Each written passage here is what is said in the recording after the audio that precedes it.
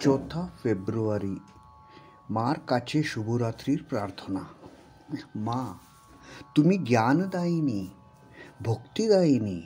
আমার মন ও হৃদয় থেকে সমস্ত শুষ্কতা ও রূঢ়তা দূর করে তোমার পবিত্র চরণে প্রেম ও ভক্তি দিয়ে তাদের পূর্ণ করো, যাতে কোনো পার্থিব আকর্ষণ আমাকে আর প্রলুব্ধ না করে।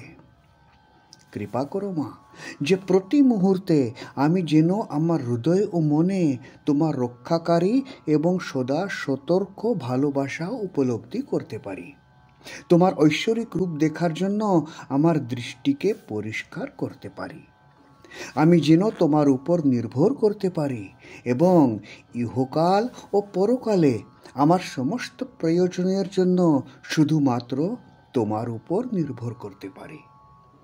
জয় মা, জয় মা, জয় মা।